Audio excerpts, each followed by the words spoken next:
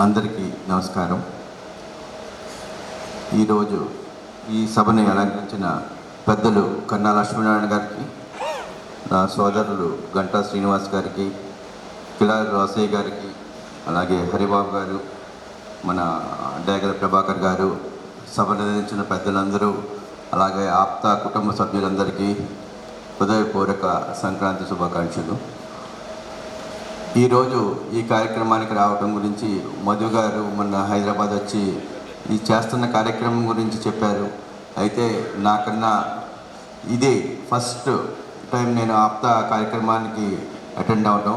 ఇప్పుడు కన్నా లక్ష్మీనారాయణ గారు చెప్పినట్టు 2007-8 నుంచి వీరందరూ రాజకీయంగా ముందుండి వీళ్ళందరినీ ముందుండి నడిపించినందుకు కన్నా లక్ష్మీనారాయణ గారికి, గంటా శ్రీనివాస్ గారికి, ఇటువంటి వాళ్ళందరికీ ప్రత్యేకంగా కృతజ్ఞతలు చెప్తున్నాను. మన సపోర్టు ఈ విధంగా ఇటువంటి ఆప్తా కుటుంబానికి ఇవ్వటం వలన ఇది ఇంకా ముందుకెళ్ళే అవకాశం ఉంటుంది.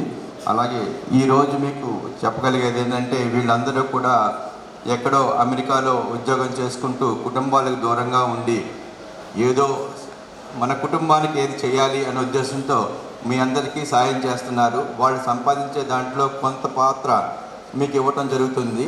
ఇది కొంచెం సద్వినయంగా ఉపయోగించుకుని మీరు పంపించే ప్రతి రూపాయిని కూడా మీరు మీ చదువుకి మీరు శ్రద్ధ వహించి మీరు తర్వాత స్థాయికి వెళ్ళి మీరు ఇంకొంతమందికి మీరు సాయం చేసే స్థాయికి ఎదగాలని చెప్పి కోరుకుంటున్నాం.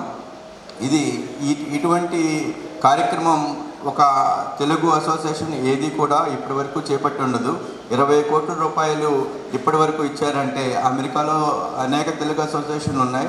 ఈ ఆప్తా చేసిన కార్యక్రమం ప్రతి ఒక్కరికి కూడా ఇది ఒక మార్గదర్శనం కావాలి, చాలామందిని చదివించాలి అన్న ఉద్దేశంతో చేస్తున్న ఈ కార్యక్రమానికి మేమందరం కూడా మా వరకు మా సపోర్ట్ చేస్తామని చెప్పి ఆప్తా కుటుంబానికి తెలియజేస్తున్నాం.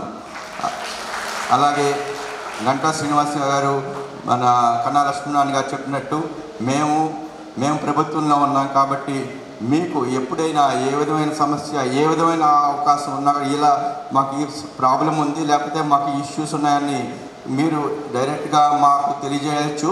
మేము ఎప్పుడు కూడా అందుబాటులో ఉంటాం. ఎందుకంటే మేము మన కుటుంబాన్ని చూసుకోవటానికి మా ప్రభుత్వం నుంచి ఉన్న వారధులు.